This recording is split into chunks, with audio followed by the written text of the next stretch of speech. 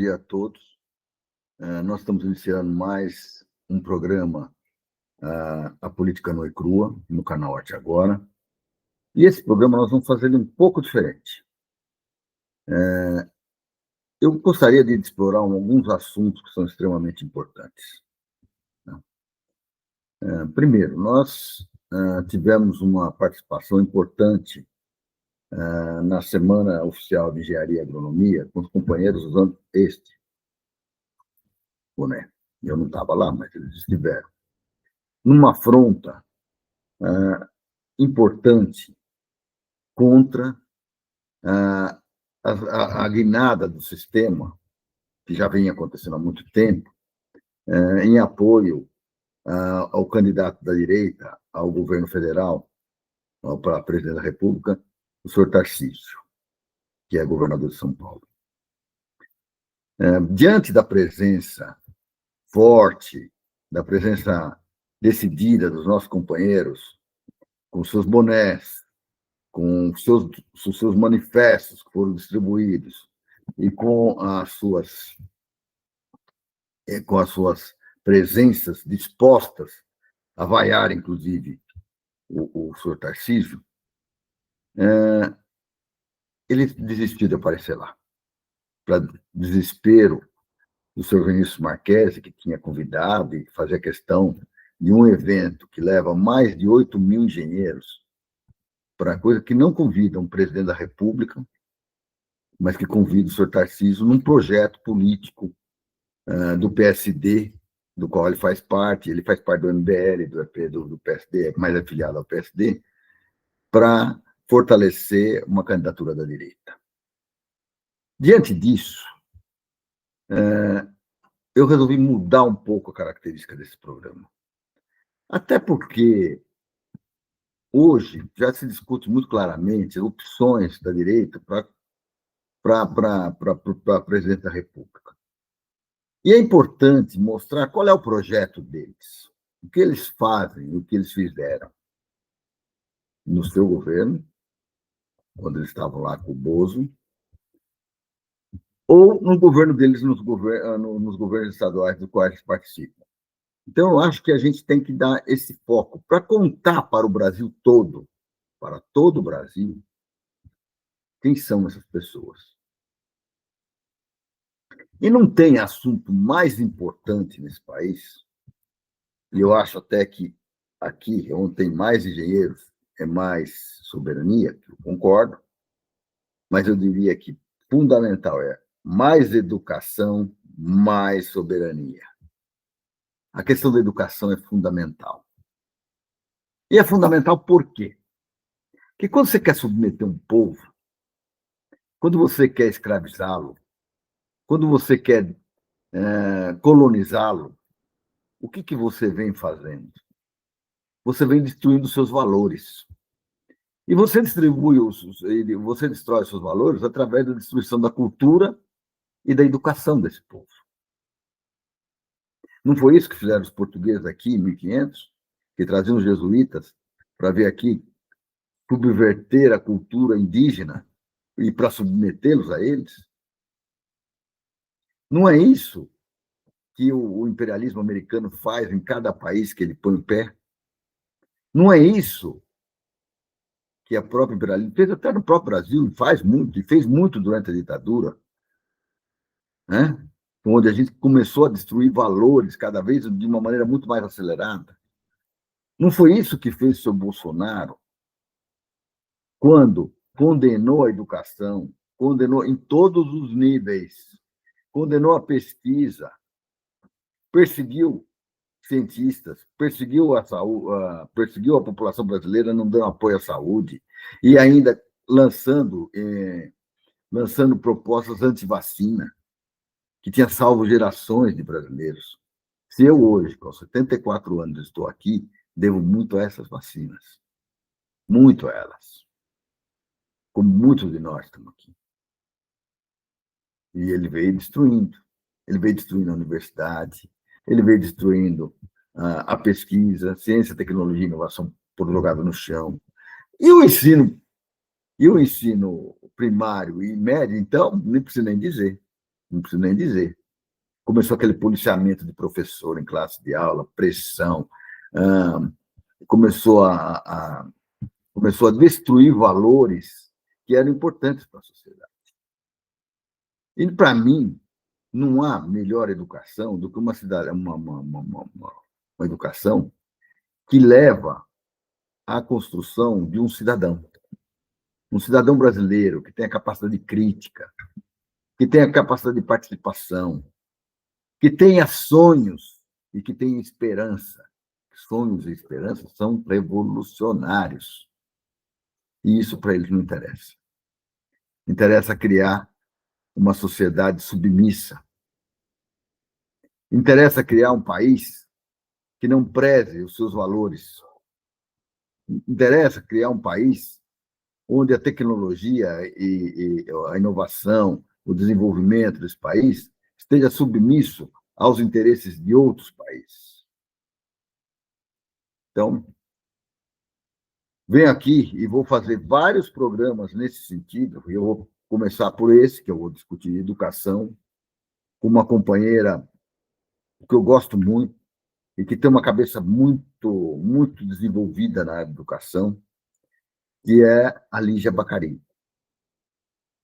Nos próximos programas, eu vou discutir, não pode não ser no próximo, mas nos próximos programas, eu continuarei nesta toada, discutindo, por exemplo, a questão das privatizações. O que representou a privatização da Eletrobras? O que representou a privatização da Sabesp? Como é que é feito isso? E como é que é esse jogo que trabalha com forças políticas de lobby que não tem nada a ver com o povo brasileiro? Não tem nada a ver comigo, com você e com tudo mais. Mas tem com os interesses do neoliberalismo, do rentismo. Então, é importante entender isso. Há 2 semanas atrás, nós tivemos um projeto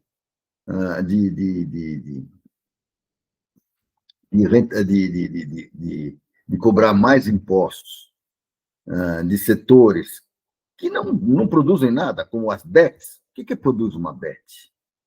Produz um monte de problemas com doenças mentais, por causa dessa loucura de apostas. O que produzem as fintechs? O que produzem os bilionários para esse país? Esses rentistas. O que produzem outros setores que se locupletam com essa extrema-direita e com a direita para construir um país a serviço deles. Ou seja, 114 mil brasileiros impondo e cobrando impostos, dando serviço de baixa qualidade para 230 milhões de habitantes. Então está na hora da gente discutir isso. Esse debate começa agora e vai continuar. Nós não podemos esperar só o ano que vem, num processo eleitoral, para discutir isso. Não, nós temos que começar a desconstruir isso. Porque parece interessante. No começo desse ano, eu tive em Minas Gerais. Nós tivemos lá numa discussão sobre a PL 1024, e nós íamos sair mais cedo, porque nós tínhamos virado à noite no ônibus, tínhamos feito já a reunião, nós íamos embora. Nós pegamos um táxi em Belo Horizonte. E aí, o taxista começou a falar bem de um cara que ele nem conhece, um tal de Tarcísio. Esse mesmo cara que organizou a resistência contra a tributação das BETs. Esse mesmo cara. Esse mesmo cara que vendeu a Sabesp numa negociata enorme na Bacia das Almas, e onde ele dava a possibilidade de quem comprou a ação ao meio-dia podia vender a 1h da tarde com R$10 a mais de lucro por ação. Por isso que o mercado apoia esse indivíduo, porque ele é palatável para eles, ele dá rendimento, ele resolve o problema de quem quer ganhar dinheiro na boa, sem se preocupar com o povo brasileiro. E quando a gente fala aqui em saúde, em educação, em formação, a gente fala na produção nossa, desenvolvimento do nosso povo, tal, isso para eles isso não é bom para eles. Para eles o assunto é anistia para golpista,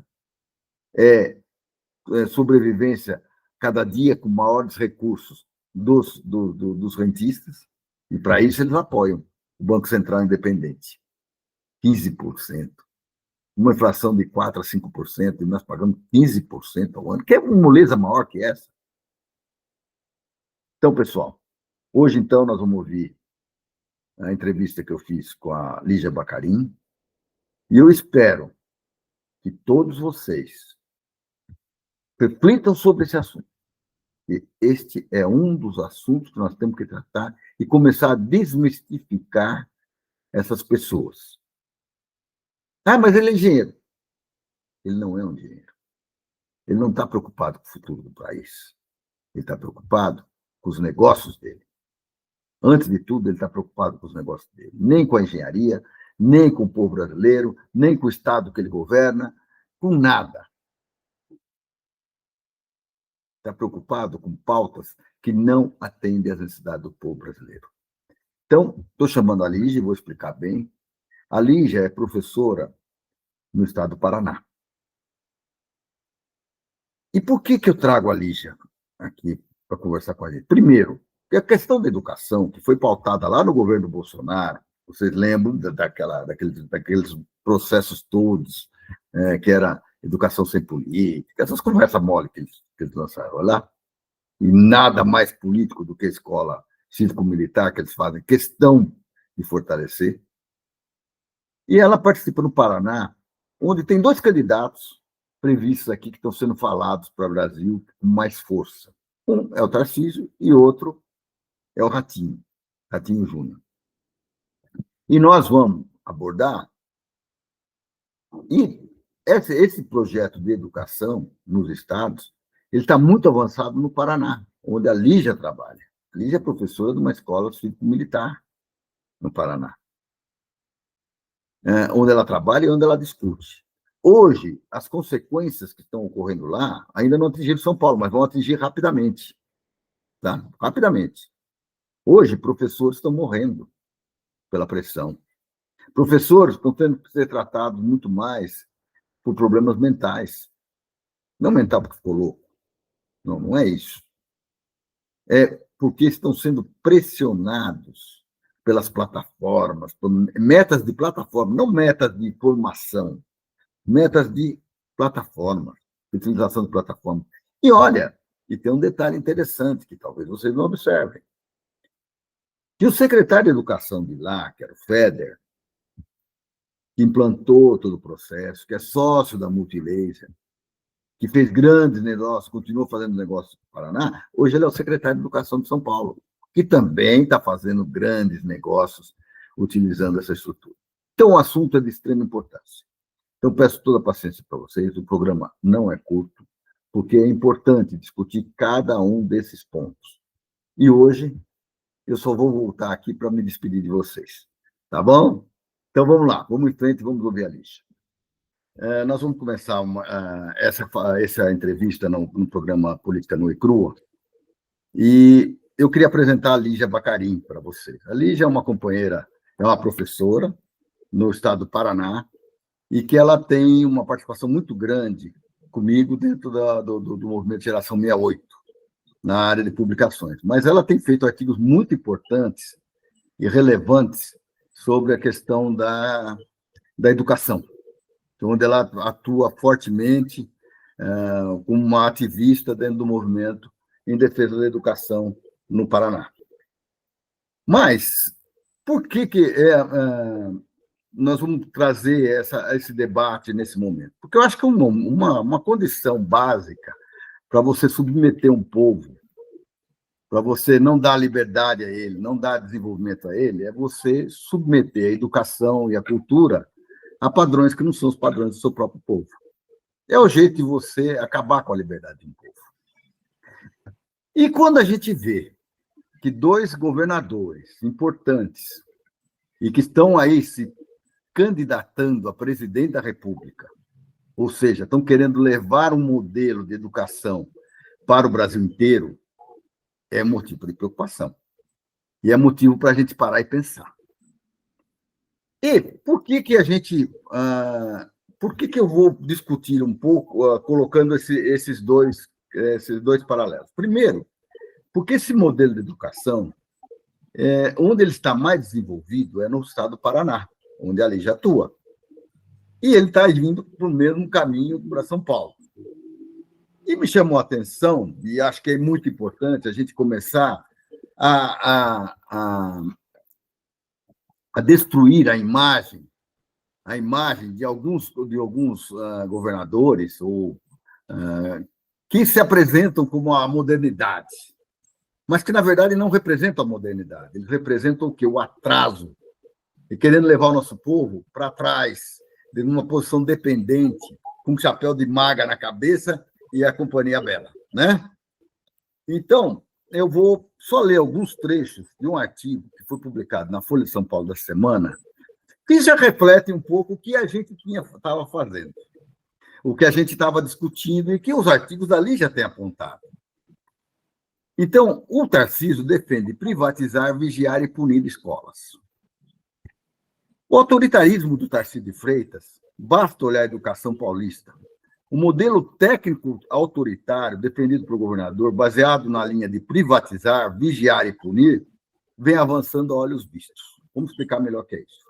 O governo investe em duas frentes principais: plataformas privadas de ensino, que depois eu queria que a Lígia explicasse para nós o que é isso, e militarização das escolas.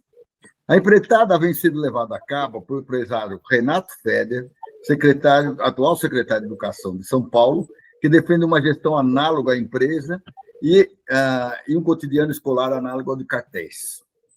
Para lembrar para vocês, para dar um exemplo, Renato Feder foi quem implantou o processo no Paraná. E depois ele veio para São Paulo. Ele está não só trabalhando essas questões, mas também está fazendo grandes negócios nessa área. Porque ele foi o CEO da Multilaser e ele é sócio oficial da Dragon Gen LLC, que é proprietária de 26,16% das ações da Multilaser. E aí estão fazendo grandes negócios com a Multilaser. Para vocês terem uma ideia, em dezembro de 22, o Estado de São Paulo fechou o negócio de 76 milhões com a Secretaria de Educação de São Paulo. E depois da sua posse, muito mais. Tem mais de 220 milhões em compra de notebooks. Tá aí, são contratos vigentes. E ele anunciou, em 2023, que as escolas iriam adotar um modelo 100% digital e recusou a compra de livros do Programa Nacional de Livros Didáticos, alinhados à Base Nacional Comum Curricular, avaliada pelo MEC. Após críticas, Tarcísio afirmou que haveria impressão do livro, mas seriam os livros das plataformas, né? No entanto, o Feder subiu a aposta com a adoção de plataformas privadas nas escolas. Isso eu queria que... As pessoas não sabem o que é isso, Lígia. Nós vamos ter que dar uma explorada nesse assunto, né? Em meio a tal processo, professores e gestores, isso é uma outra questão, está acontecendo tanto no Estado como no município, vem perdendo sua autonomia. Para Juliana Sintra, coordenadora da ação educativa, a gestão Tarcísio Feder se caracteriza pela sedimentação de um cenário persecutório a gestores, comunidade escolar e estudantes. É só por meio de um cenário de perseguição e assédio que é possível impor o uso de tecnologias que burocratizem o trabalho, mas que são muito rentáveis, que fazem sentido quando a educação é enquadrada como modelo de negócio. Em agosto, após demitir 20 gestores regionais, no total de 91, o Feder alertou: não bateu meta, tchau. Olha, meta na educação. Agora, além de bater metas, essa frase eu acho que é perigosíssima, para vocês entenderem. Além de bater metas, a comunidade escolar também deverá bater continência. No segundo semestre, São Paulo terá 100 novas escolas cívico-militares. Enquanto o STF não se pronunciar sobre a constitucionalidade do modelo escolar, São Paulo seguirá vigiando e punindo a comunidade escolar. E agora, esse último coisa é, com tecnologia privada de um lado e spray de pimenta para o outro. É isso que nós queremos da educação, Lígia? Vamos começar esse debate. Saudações, Amaury. Eu gostaria de iniciar, né, nesse 15 de agosto, dia do professor. Dia do professor. Né? Parabenizar. Você é uma grande professora e merece todo o nosso respeito, como todos os professores desse país. Exatamente.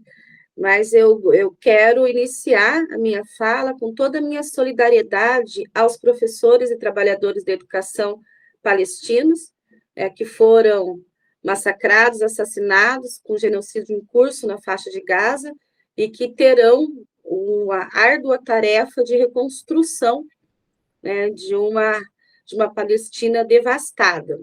E também aos meus pares que estão na luta para denunciar esse colapso na educação pública que nós vivenciamos hoje.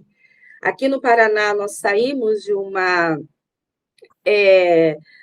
campanha da PP Sindicato, né, de direção sindical, que acho que é sintomático do que a gente está vivendo também, né? Porque toda essa situação, ela ecoa na fragilidade do movimento sindical, que é algo que precisa ser analisado e estudado também.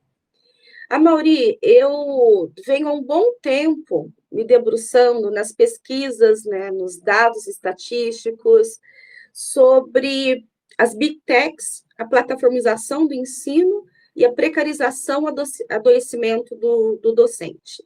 E percebo que a minha tese é que existe uma junção entre uma proposta neoliberal da economia política do Estado e conservadora de uma outra parte. Então, essa junção, ela trouxe para a gente um colapso na educação pública que não dá mais para ser negado. E quando eu penso que a tragédia ela não vai se intensificar, né, o governador aqui do estado do Paraná veio com mais uma parte dessas tragédias, né? Que agora ele inventou o tal do professor Diamante, daí depois eu explico. Então, o professor Diamante surgiu, né, no final da semana passada com um resultado de uma pesquisa que os estudantes realizaram no primeiro semestre, online, através de plataforma, para identificar os melhores professores, que eles consideram os melhores professores, e os professores as matérias que eles mais entendem. Mas, assim, eu não tive acesso a esse questionário, eu não sei por que nós não tivemos, né, esse material.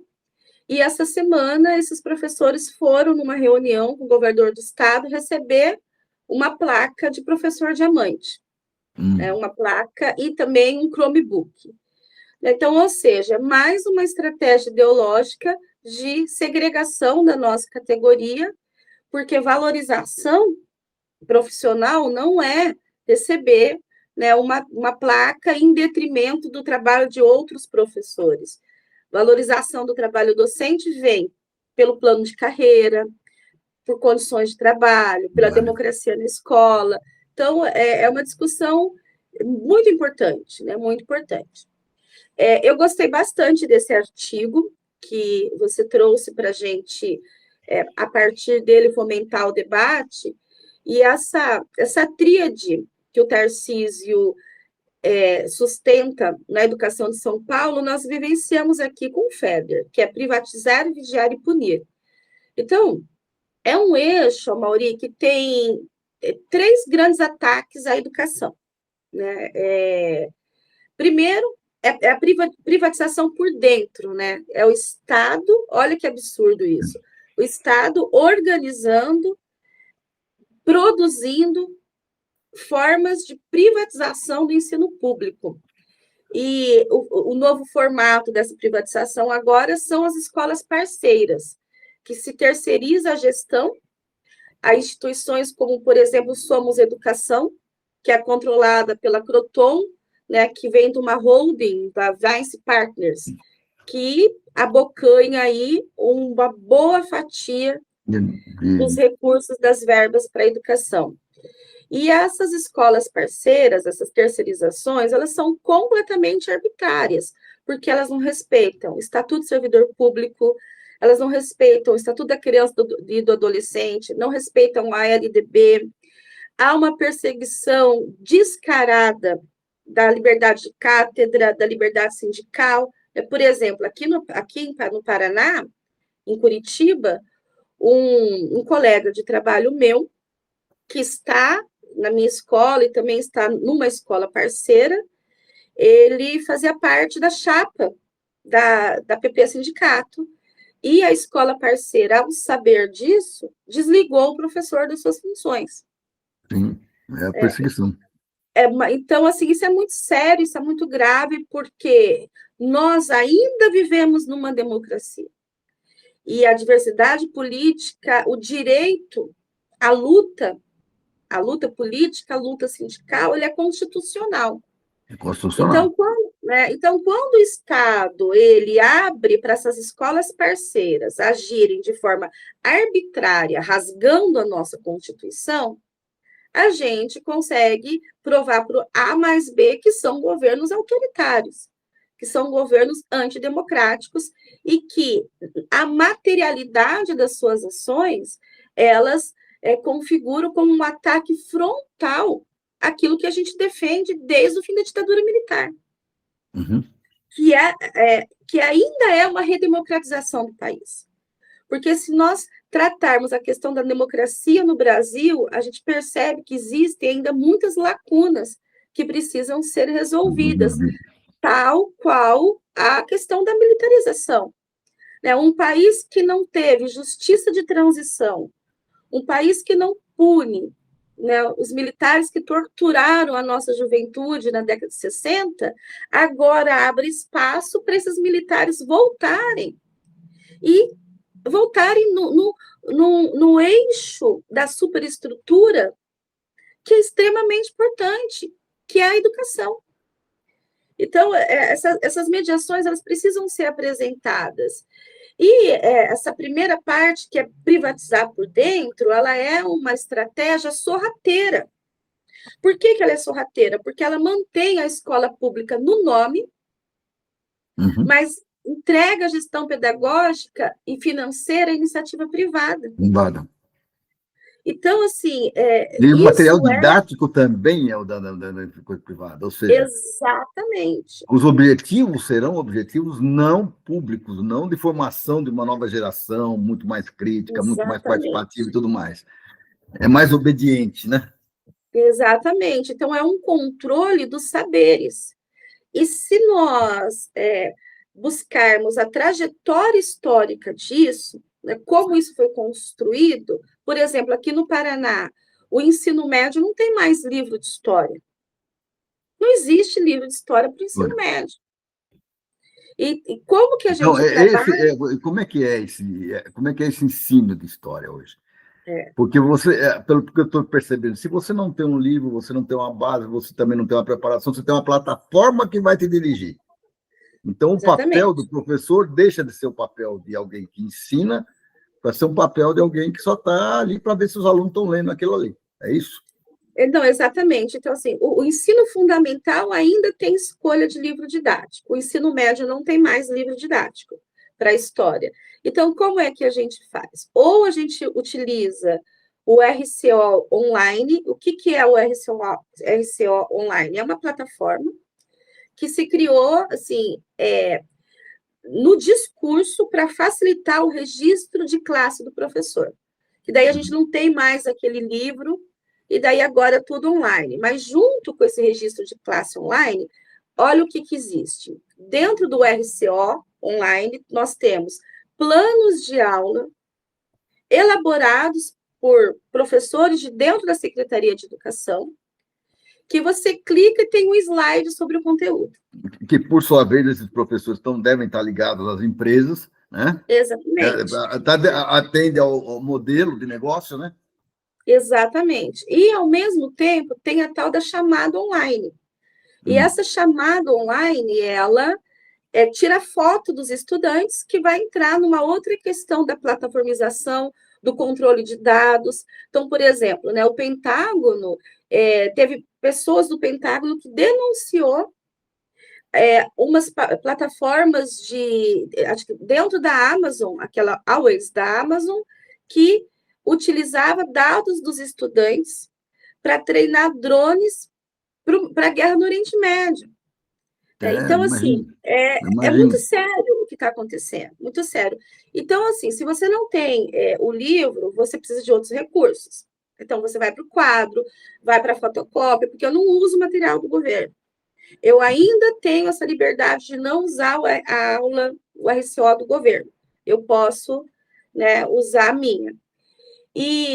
Ou vai ao laboratório de informática, porque agora as bibliotecas, a grande maioria das bibliotecas, foi transformado e tablets, né, em locais de tablets. Então, eu não tenho mais espaço para leitura. A leitura é num tablet que está fixo numa cadeira e o estudante fica com a cabeça baixa. E esses tablets, eles são para as plataformas. Né? Então, plataforma de inglês, de matemática, de leitura, de redação, tudo plataformizado. Tudo plataformizado. E momentos para pesquisa, para ensinar realmente como o estudante pode utilizar a internet para aprofundar o tema, para buscar informações em fontes confiáveis, as disciplinas que não são inglês, matemática e português possuem pouco tempo, porque esse ano tudo foi organizado em prol de uma avaliação externa chamada SAEB, que é uma avaliação para o 3º e para o 9º ano, que daí a gente entra, né, nessa questão também. Então, a gente consegue perceber que essa privatização por dentro, ela é uma falsa modernização. É porque ela vem vendendo a imagem que a iniciativa privada traz recursos tecnológicos, traz metodologias ativas, traz um outro olhar moderno para a educação, que é falacioso, que não é real.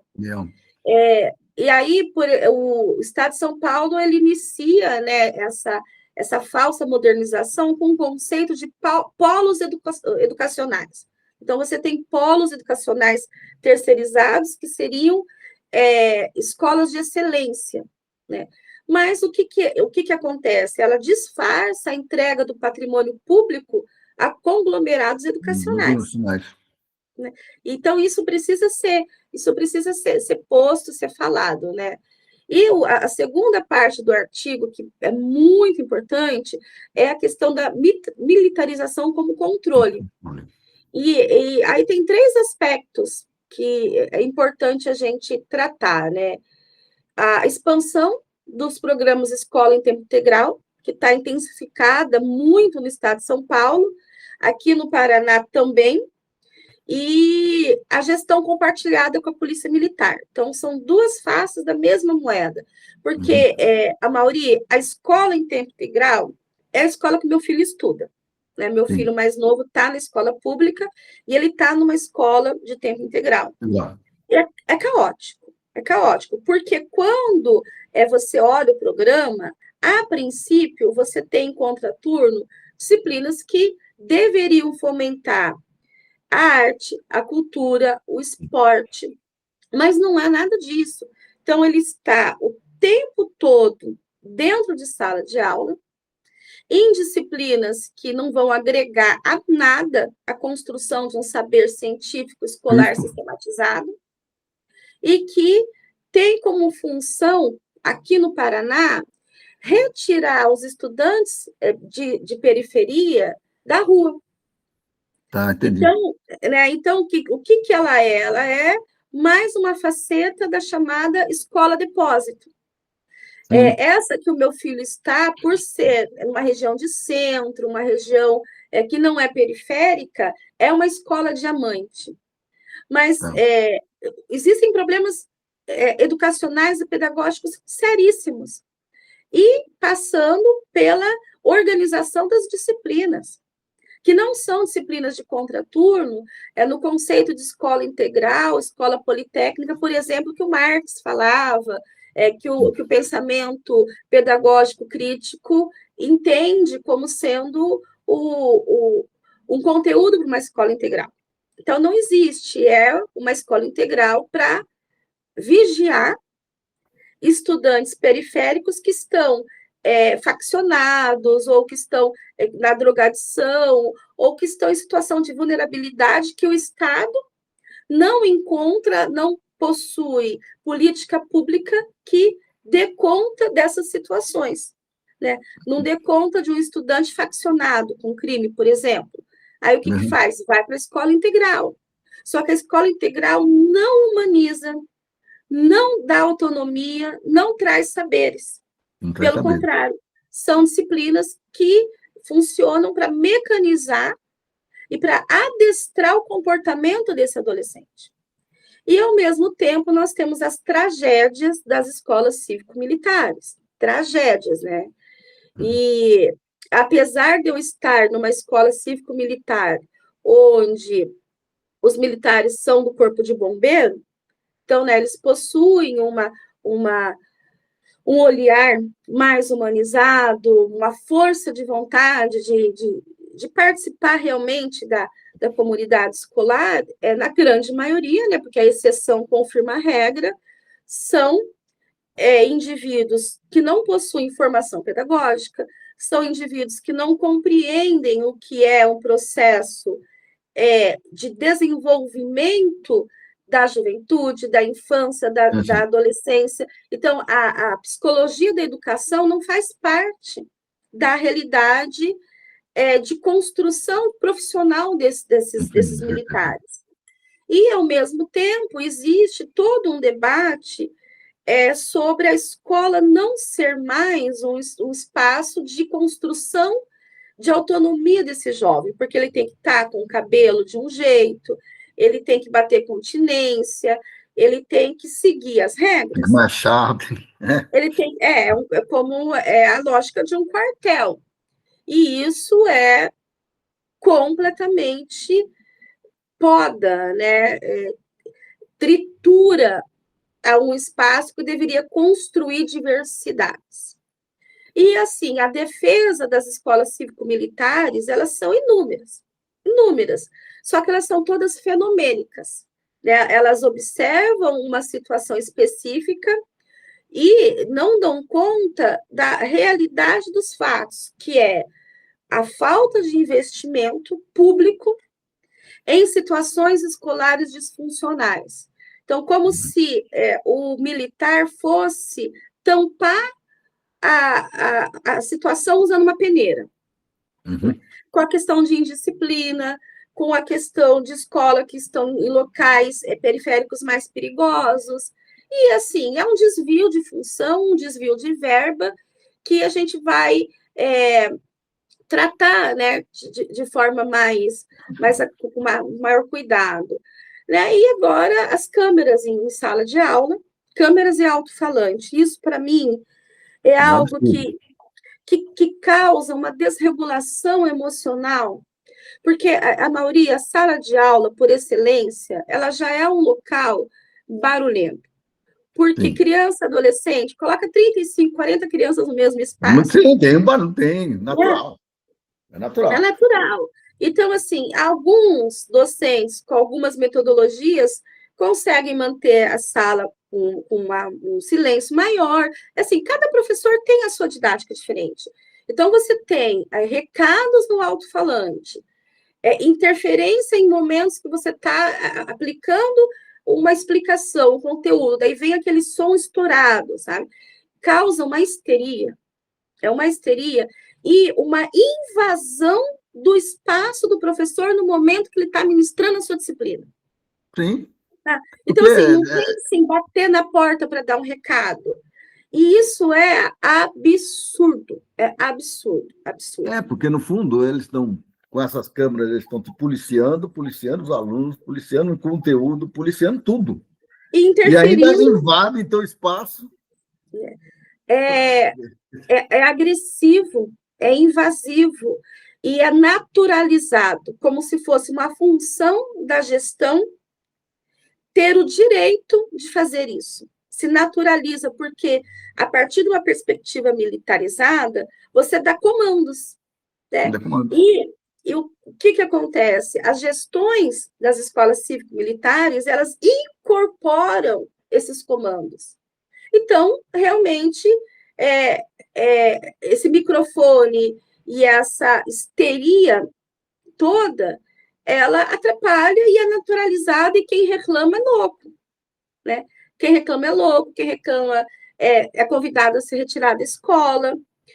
E o controle dos corpos e dos comportamentos. Sim. Isso é muito importante, porque agora, entendendo que nós vivemos um momento de crise, de refluxo de consciências, não apenas de consciência política, não apenas de consciência de organização de classe, mas de consciência da vida privada das pessoas. Cada vez mais a juventude trabalhadora, a juventude periférica, ela está entregue à própria sorte, com famílias disfuncionais extremamente complicada para a gente lidar com a relação de ensino-aprendizado. Então, somando-se a isso o fato de que é uma juventude de idade escolar que se forma mais através do TikTok, né, das redes sociais, uma juventude que está com cognitivo, com início de comprometimento, isso é muito sério. Tá? Então, é uma juventude que não consegue ficar 5 minutos prestando atenção em um determinado conteúdo. A gente tem comportamentos disfuncionais. E temos também estudantes que estão faccionados, que estão na criminalidade e que estão na escola. Então, Mauri, não é porque eles estão em situação de criminalidade que eles deixaram de ser estudantes. Daí, o que acontece? É um abandono completo das redes de apoio. Então, os conselhos tutelares não funcionam. Não funciona.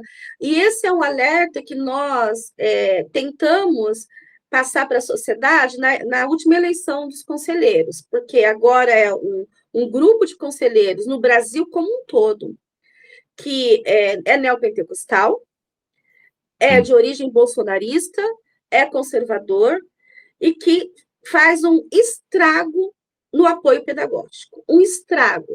Então, ao invés de mediar a situação da escola com a família disfuncional, eles tacam lenha e fogo. Taca logo lenha na fogueira para destruir de uma vez.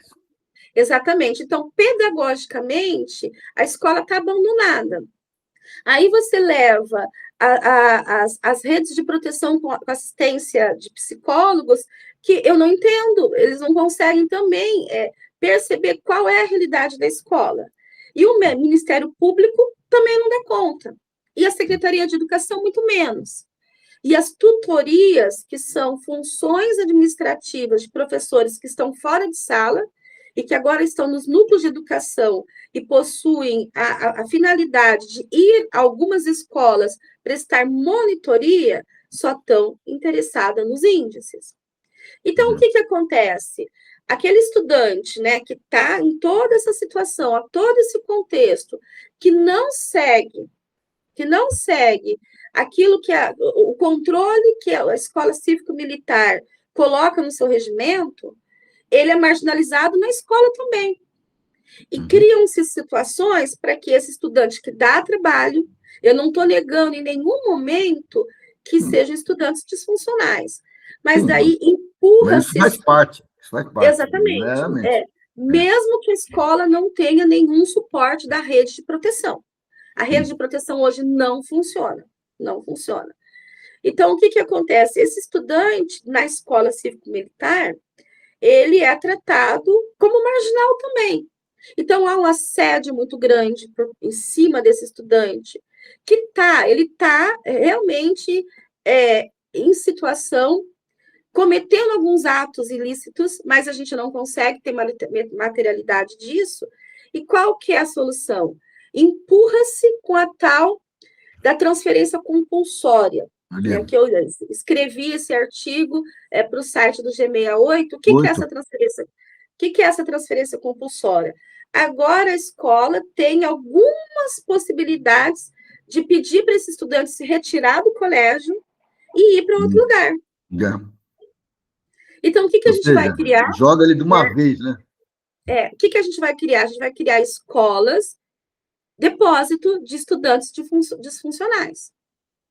Então, você não está resolvendo o problema, você está tirando o problema de um lugar e jogando o problema para outro. E E isso está dentro você cria a escola diamante, que é onde você. Isso E o tá... resto que se estrumbique, né? Exatamente, exatamente. Isso é perigosíssimo. É um conceito, inclusive, fascista, né? Fascista, é isso? Né? A gente cria, então, escolas que têm a função de ser centro de concentração, Sim, e né? de marginalização também, né? E marginalização é muito. Então, tudo isso se enquadra dentro desse item que é o controle dos corpos e dos comportamentos a partir de uma militarização. E o outro eixo dele, que é o punir, que é uma perseguição ideológica, né? Então, por exemplo, aí no estado de São Paulo, você tem um programa de resistência às drogas, você tem o toque de recolher para menores. Só que esse programa de resistência às drogas não é uma política pedagógica de prevenção ao uso de drogas. Não. É punitivo. É um programa punitivo. E isso é extremamente sério, extremamente sério. E, por exemplo, né, essa perseguição ideológica, aqui no Paraná, tem uma situação que ela é um exemplo, né? Uma professora que estava numa dessas escolas que são consideradas modelo, e foi receber um prêmio lá junto com o governador. E o governador, no discurso, falou: não existe no Paraná mais nenhuma escola que tenha salas de madeira. Aí essa diretora, quando foi receber o prêmio, falou: governador, por que o senhor mentiu? A minha escola é considerada uma escola modelo, mas eu tenho salas de madeira ainda.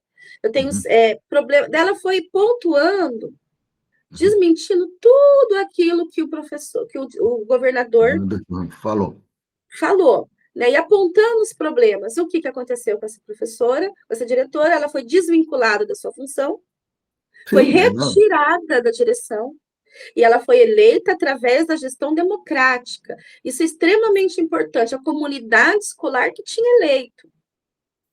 Mas ela deixou de ser importante a partir do momento que ela criticou. Exatamente. Então, isso é muito sério. E essa professora, ela sofreu um processo administrativo, foi retirada de função, ficou 3 ou 4 meses sem receber salário. Ninguém da esquerda conseguiu ajudar. Nem o sindicato, nem os partidos. Ela ficou entregue à própria sorte. Foi para uma outra escola, porque ela foi retirada de função e foi retirada da escola. Foi para uma outra escola, assumiu a função de professora e sofrendo perseguição e assédio moral da direção da escola. E onde que essa professora está agora? Ela teve uma desregulação emocional tão forte, tentativa de suicídio. Nossa, que entrou para o álcool e agora ela está junto com outras pessoas na chamada Hospital Dia. Eu não sei se no estado de São Paulo tem um Hospital Dia também, que é um recurso do SAS, né? O SAS ele é o braço do SUS para o funcionário público, onde se trabalha saúde mental. Então, essa professora, ela está lá, ela fica até as 4 da tarde e depois ela vai para casa. Então, ela está afastada até o final do ano, junto com uma outra professora que eu conheço. Ou seja, é segregação absurda e encostando. Exatamente. Isso é fascista, isso aí, isso é fascista. É fascista. Isso leva a um adoecimento, para você ter uma ideia.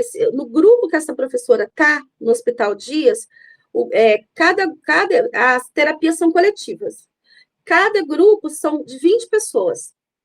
Até a quinta-feira passada, esse grupo de 20 pessoas tinha 19 trabalhadores da educação. Entre professores e funcionários de escola. Que estarão afastados até o final do ano. Até o final do ano. Então, assim, a gente percebe com a materialidade dos fatos que é uma falácia nesse discurso oficial, tanto do governador do Paraná como do governador de São Paulo. Porque o que o discurso oficial diz nesses 3 atos? Que há uma modernização da educação. Mas a realidade, como está mostrando no artigo, entrega as escolas a conglomerados privados. O segundo ponto, a segurança nas escolas com a militarização. Não há. Uma situação de uma escola hipotética, que aconteceu, mas eu não vou citar o nome da escola, porque a gente tem que preservar, né? Uma escola onde os professores faltam. Né? Professores faltam porque a professora adoece, porque a professora é gente, sim, né? O professor não é uma máquina, né? Não é uma inteligência artificial, então, e às vezes o professor falta e não consegue se organizar antes. Não consegue, falta de um dia para o outro, e quem entra na escola são as equipes de suporte, ou equipe pedagógica, ou funcionários terceirizados em desvio de função, porque uma terceirizada que contrata um funcionário, por exemplo, para ser inspetor de corredor, falta professor e esse funcionário vai para dentro de sala. O que ele vai apresentar lá? Desvio de função, ele não recebe para isso, porém, numa escola onde faltam 5 professores no mesmo dia, não tem o que fazer. Não tem o que fazer. E os militares entram em sala também. Então, nessa situação, o militar estava em sala de aula, um aluno brigou com o outro, dentro da sala, com o militar junto. Amaury, isso pode acontecer sendo um militar ou sendo um professor.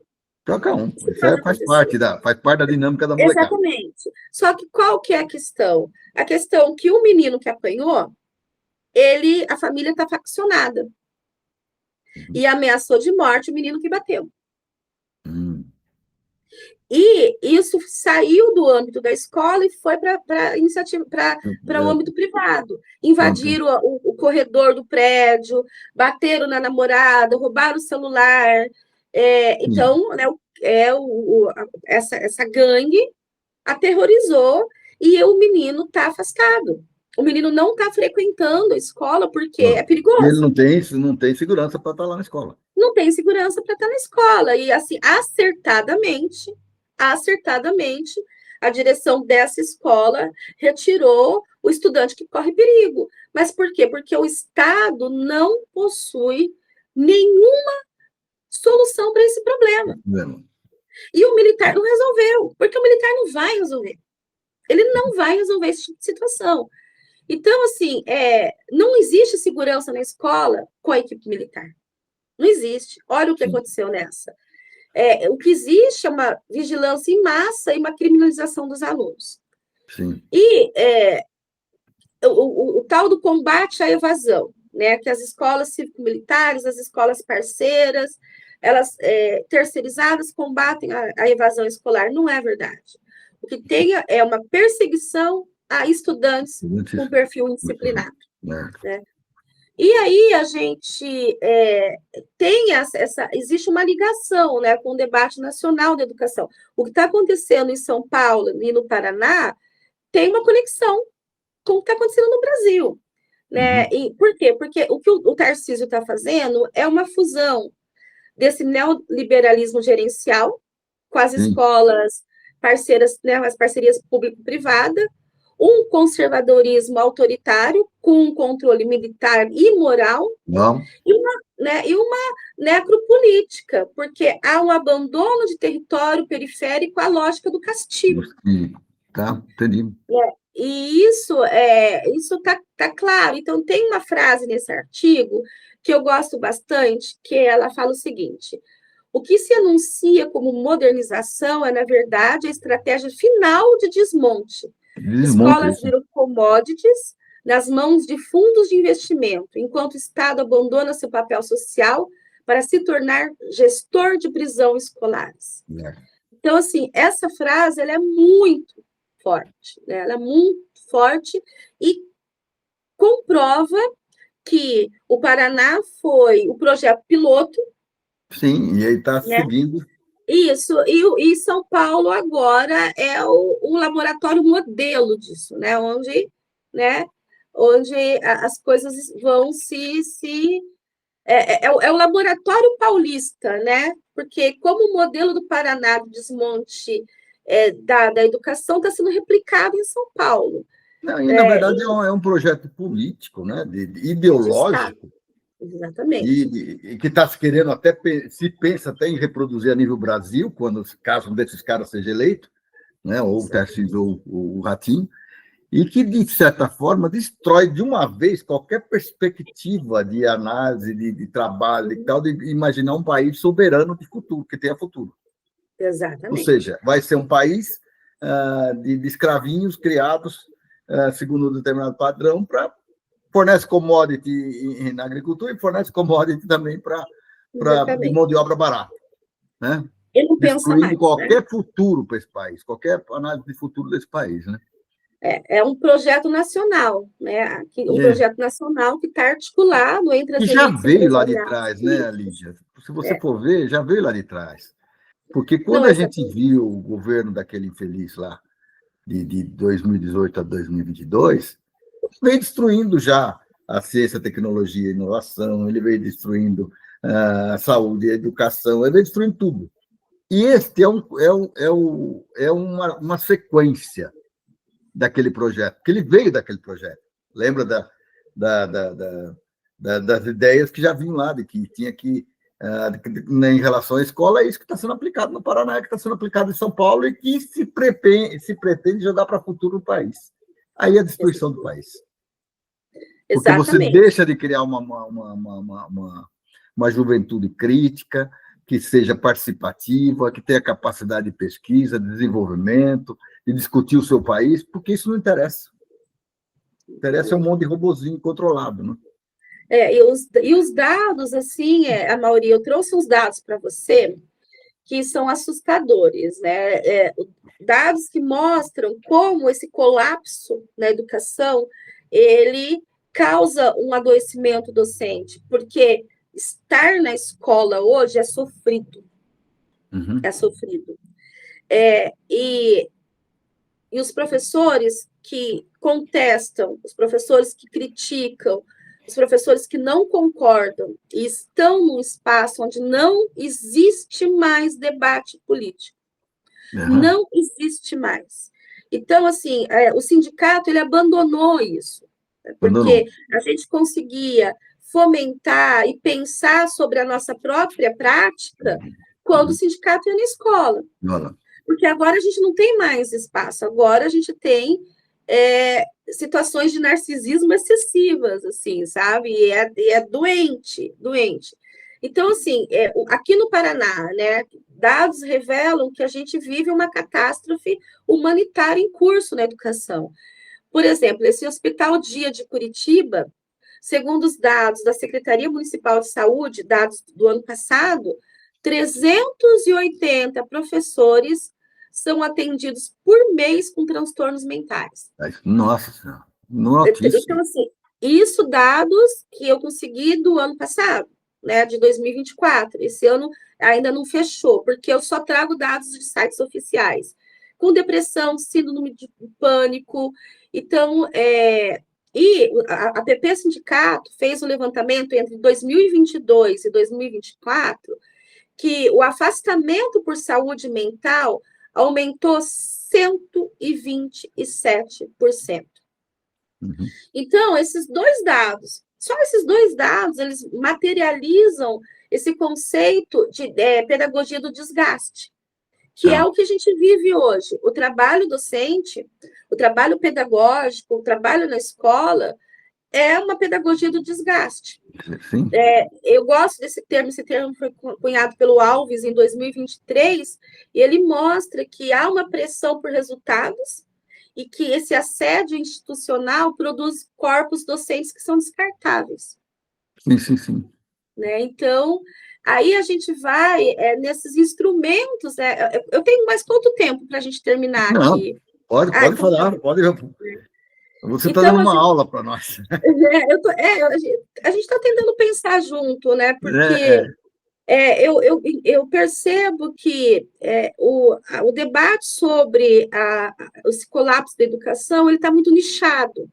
Ou ele é feito através da universidade, dentro das defesas de mestrado, doutorado, academicamente, ou nas redes sociais através de sindicato, mas ele não é um debate que se popularizou, né? As pessoas não estão preocupadas com isso, né? O povo não está preocupado com isso.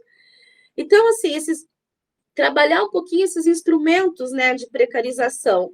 Então, por exemplo, voltando nessa questão da transferência compulsória de estudantes, né, aqui no Paraná. O que é isso? É um instrumento de segregação.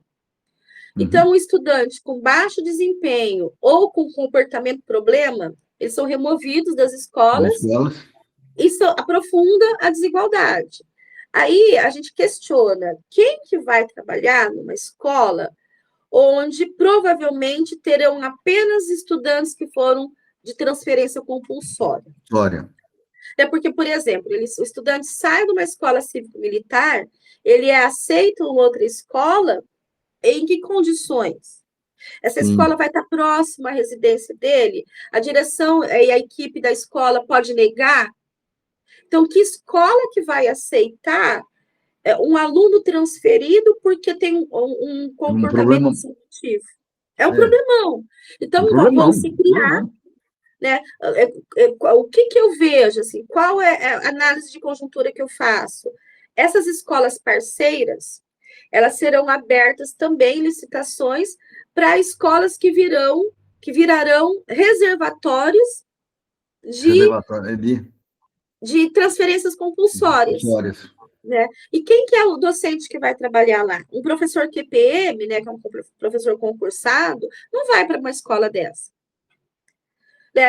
Será um professor PSS? Não, porque provavelmente essas escolas reservatórios de transferências compulsórias serão professores em regime de terceirização.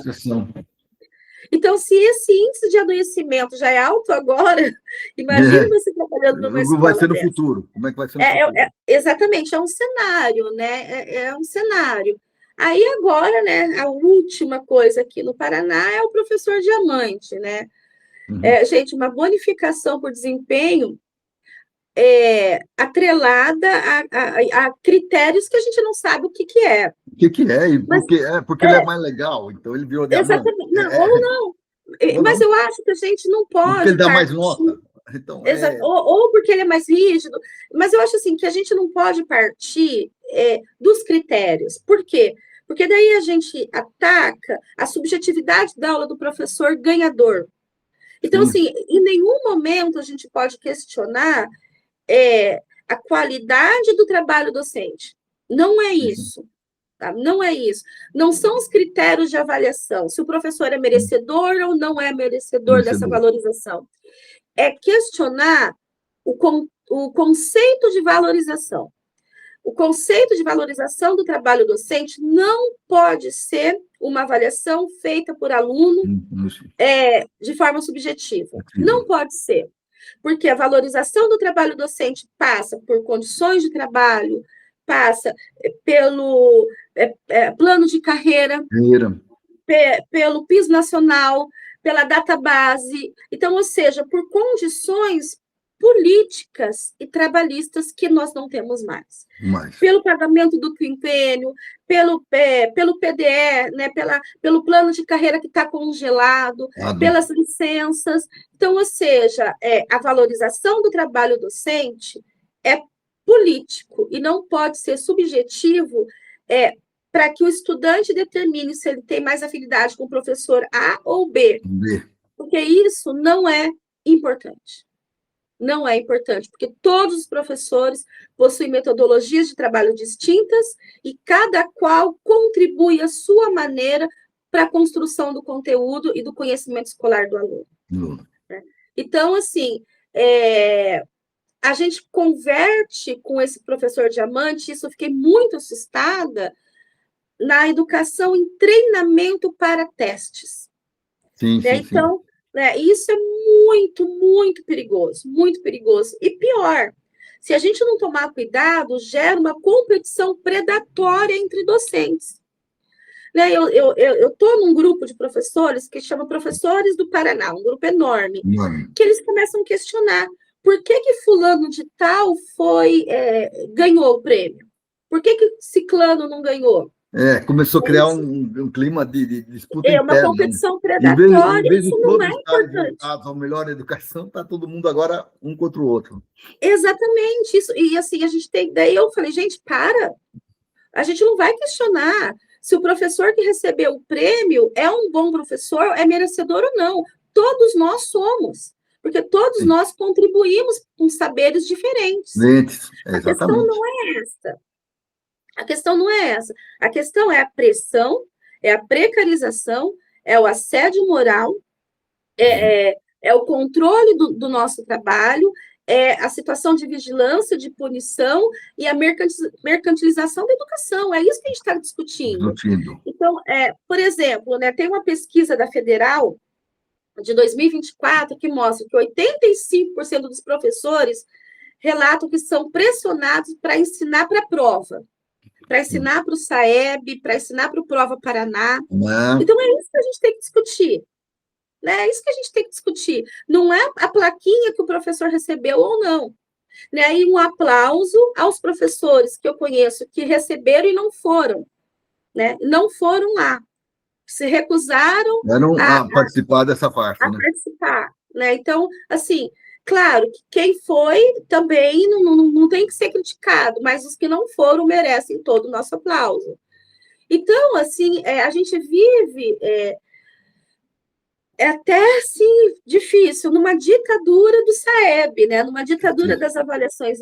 Ou seja, você vai começar a focar no responder os testes, responder as questões, e não vai discutir a formação do indivíduo como um todo, né? Exatamente. Ele vive em função do SAEB. Em função do SAEB, em função das plataformizações. Né? Então, o que a gente tem, né? O que a gente tem que entender? As Big Techs hoje, elas estão na casa de trilhões de dólares com os investimentos em educação. Então, o que são as Big Techs? São plataformas que o governo do estado do Paraná, de São Paulo e outros estados utilizam como instrumentos pedagógicos. Então, por exemplo, você tem o Google Sala de Aula, você tem o Quizzes, você tem o Leia Paraná, o de inglês, você tem o de matemática, o de robótica, são plataformas diferentes, onde o estudante vai para frente do computador e faz lá, mecanicamente, a tarefinha dele. Assim, eu toda vez que eu sou convidada a participar de algum programa, eu falo, a ONU fez um estudo seríssimo e mostrou que a plataformização do ensino, que as horas que o estudante fica em frente a um computador, ou um tablet, ou um celular, é excessivo e não ensina. Não tem um lastro pedagógico, científico que comprove, pelo contrário. Ele até inibe, né? Inibe a criatividade, porque você praticamente vai estar criando manadas, né? E você tem que ficar vigiando, porque o estudante ele não vai querer estar lá no Leia Paraná lendo um livro online que é pior, não são livros que possuem as obras clássicas na íntegra, são edições muito ruins. Né, muito ruins. Mas então, quer dizer que se alguém for ler alguma coisa Machado de Assis, não vai ler Machado de Assis, vai ler alguma outra coisa. Vai ler uma adaptação. Né? Então, por exemplo, um livro que eu gosto muito de trabalhar com o ensino médio, e eu faço uma parceria muito bacana, porque a minha escola possui professores que são muito bons, né? Que é o Frankenstein. Tá? O Frankenstein não é a obra, ela está em história em quadrinho. Então, vem vende-se a tentativa de deixar aquela obra clássica mais atrativa para o estudante, usando uma linguagem que é HQ, que é uma linguagem super legal. Né? Não estou questionando o formato, mas eu estou questionando o conteúdo, porque é uma edição muito ruim. É uma edição muito ruim, mas é o que tem lá na plataforma. É o que tem na plataforma. Então, assim, um estudante de 9º ano, por exemplo, que ele tem que ler, ele vai abrir uma tela, vai tentar entrar num joguinho. Tá, Então, o que entendi. o professor faz? Ele fica no laboratório, controlando, ameaçando, porque é na base da ameaça que você consegue fazer 35 alunos prestarem atenção numa aula de leitura pelo computador, sem livro na Jogador, mão, numa relação histérica, desgastante e adoecedora. Né? adoecedor. E tudo isso para quê? Porque a educação é commodity. Então, você tem plataformas que geram dinheiro para o governo e geram mais dinheiro para as big techs. Para as bibliotecas, é isso aí. E aí a escola recebe premiações individualizadas que De camuflam, acordo, de acordo é, com o nível de rendimento que ela deu, né? exatamente, que camuflam e que vai, em última instância, trabalhar só com a vaidade, né? Só com aquilo que tem de subjetivo nos comportamentos díspares do corpo docente, da equipe diretiva, da equipe pedagógica. É isso que ele vai fazer, né? Então, São Paulo, a Mauri, finalizando, né? A gente tem essa fusão que eu estudo, que eu quero levar para o pós-doc, que é o neoliberalismo com o conservadorismo. E a Camila Rocha, nesse artigo da Folha, ela colocou muito bem isso através dessa tríade. Privatizar, vigiar, punir. E, por exemplo, ela traz um dado que mostra a velocidade que isso está acontecendo em São Paulo, né? São 73 escolas paulistas que já foram terceirizadas em 2024, que já foram terceirizadas, né? Então, isso é, é aquilo que o Frigoto chama de batalha pela educação pública. A gente está, né, numa uma articulação nacional entre grupos empresariais, militares e políticos para converter ainda mais a educação em commodity e daí substitui essa formação. Eu não gosto do termo formação cidadã, tem muita gente que usa, mas Sim. eu não gosto do conceito de cidadania. Eu prefiro uma formação para autonomia, né? Uma formação para a Que eu também gosto construção. dessa visão. Né? Eu sonho com a formação de uma juventude mais crítica, mais participativa, que seja motivada a discutir o seu país e dar rumo para ele. Mas não é isso que se procura, né? Não, não é isso. O que eles procuram é um adestramento para o mercado. É adestramento para o mercado. É É, isso aí. Então, e aí isso. uma mão de obra barata, adestrada, que não reclama, que está tudo certo. Exatamente, né? Padrão militar, ou seja, bate continência e não pensa, não age. Exatamente. Essa é a Exatamente. lógica que eu vejo nesse processo. Porque é muito triste quando você tem um estudante que tem um comportamento mais difícil, né? Que tem um comportamento disruptivo, que não pode contar com a escola como espaço para autorregulação e para ele se conhecer através dos saberes escolares. Exatamente. Exatamente. E a Juliana Mordente, ela completa esse artigo que a Camila fez, quando ela fala que a plataformização é o neoliberalismo educacional. É o próprio. Né? A Juliana, ela é muito, muito Não, e feliz. ela virou um grande projeto, pelo pé. Exatamente. Ela é um grande projeto, né? Plataformização, a venda de equipamentos, a venda, né? Ou seja, virou um grande negócio. Isso. Mas que não tem resultados práticos para a formação da nossa juventude. Não. E hoje, quando a gente fala muito em soberania nacional, cada dia é mais importante a educação. Cada dia é mais importante que os alunos sejam formados com uma visão muito mais aberta, muito mais crítica, muito mais participativa. E a gente não está vendo isso. Exatamente. Né? É interessante para você ver, Lígia, essa semana a gente teve lá um encontro de engenheiros e a gente usou esse chapéu aqui. Mais engenharia, mais soberania. Tá? Agora, eu me sentiria mais feliz se tivesse mais educação e mais soberania. A engenharia pode contribuir para mais soberania, mas se não tiver educação, e desde o primário, nós não vamos a lugar nenhum, Lígia. Nós não vamos a lugar nenhum, nós não vamos ter nada. Não vamos ter nada. E é isso, essa questão, ela é extremamente importante. É isso que está se querendo destruir hoje nesse projeto que a direita quer lançar no Brasil. Por isso que é Exato. importante esse debate que nós estamos tendo aqui. Você contando essa história para as pessoas que nos ouvem, para que eles reflitam o que está atrás desse projeto, o que está atrás dessas pessoas que se lançam como candidatos futuros. Né? Exatamente. Ou seja, é destruir esse país. É destruir a partir da base. É da base. Destrói a cultura, destrói a educação e vai destruindo daí para frente. Que é isso que eles fazem. Exatamente. E eu, assim, para finalizar, então, eu complemento essa análise da Juliana Mordente, quando ela fala que a plataformização é o neoliberalismo educacional, dizendo que é o liberalismo educacional na sua fase terminal. Terminal. Então, nós não estamos vivenciando um movimento inicial de desmonte. A gente está colapsado. Sim. É importante a gente entender o momento histórico que a gente vive na educação. É colapso. A gente tem dados que substituem saberes e algoritmos que substituem professores. Então, qual que é a conclusão que a gente chega a partir disso tudo? Que há um padrão, né? O Paraná mostra isso, e São Paulo reforça. Tá na sequência, né? Tá na sequência.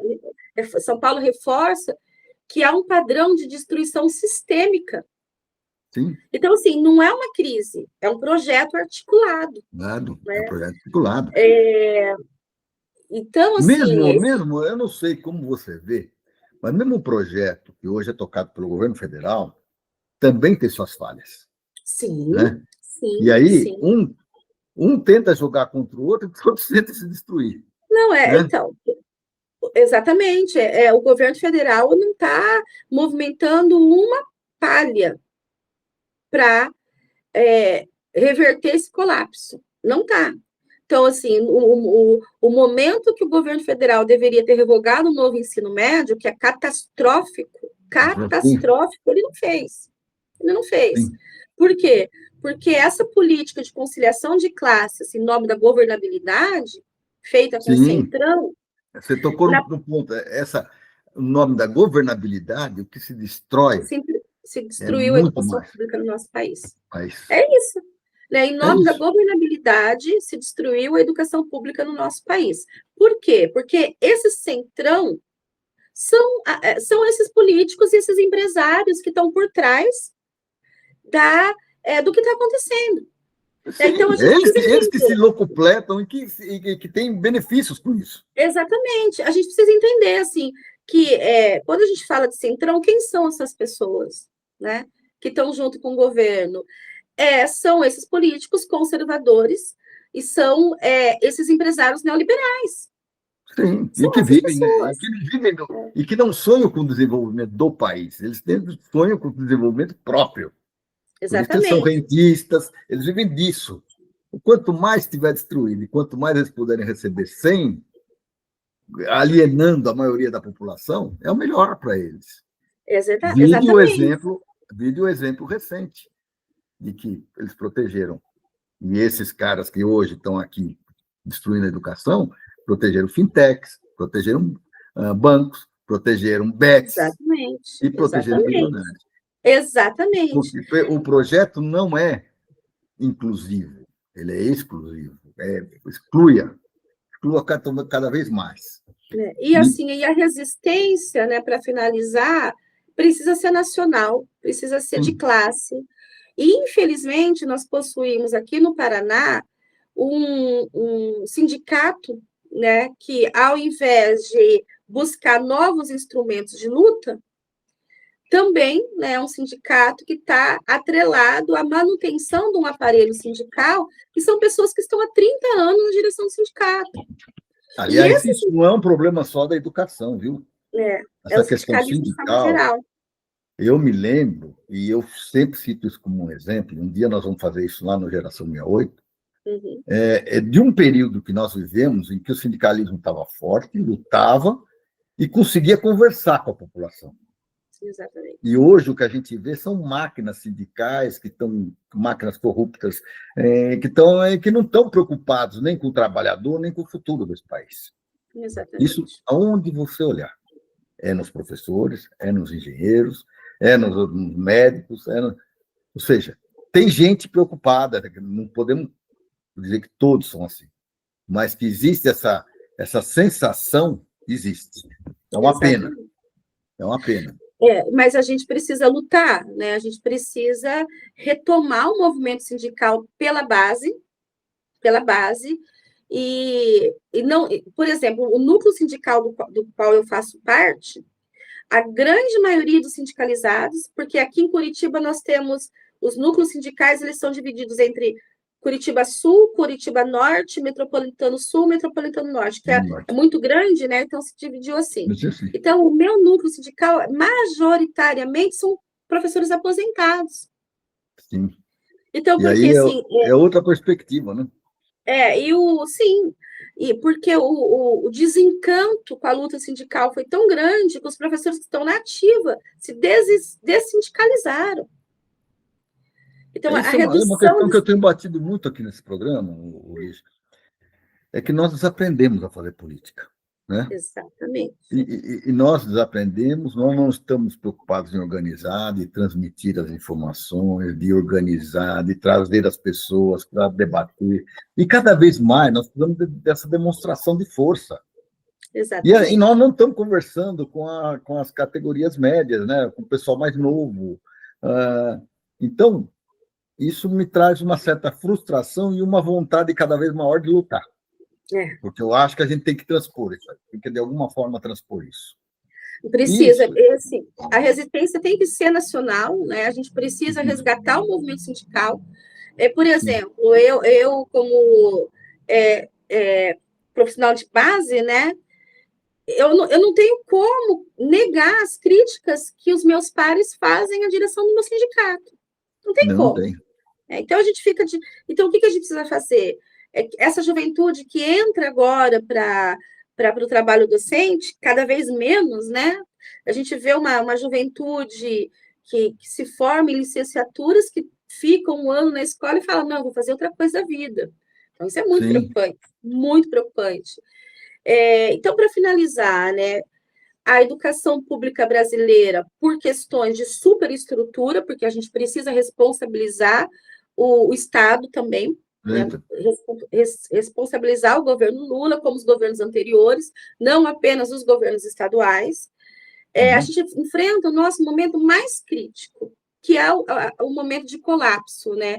Então, ou a gente compreende, Amaury, esse padrão sistêmico, né, que temos, por exemplo, né? O Paraná, São Paulo repete o Paraná, enquanto os outros estados observam e estão preparando as réplicas.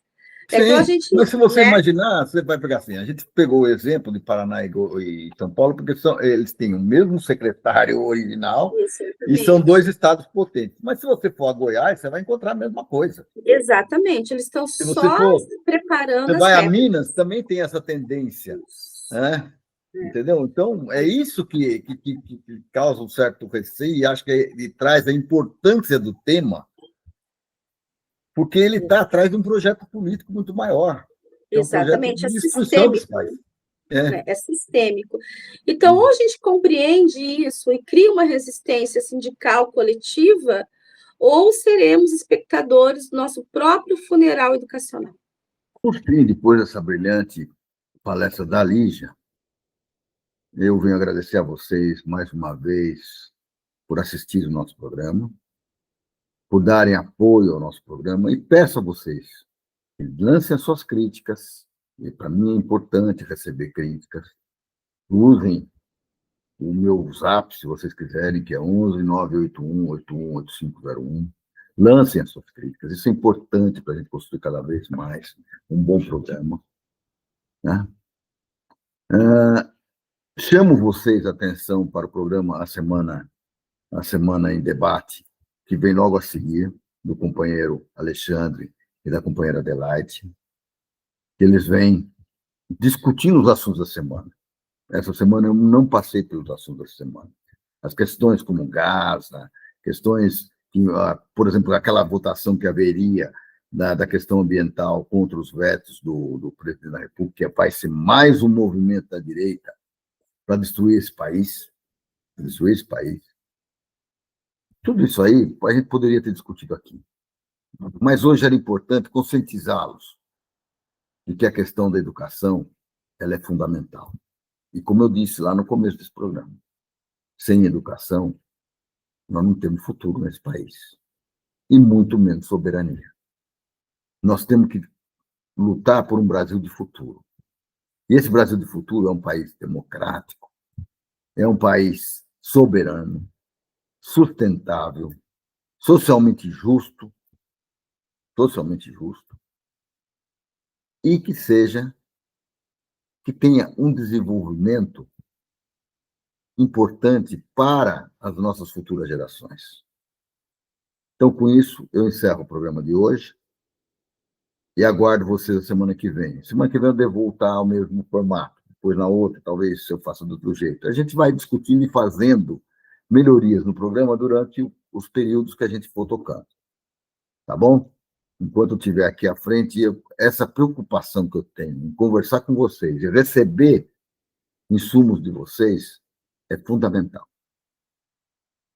Tá bom? Então tá jóia. Até a próxima semana. Tchau para vocês.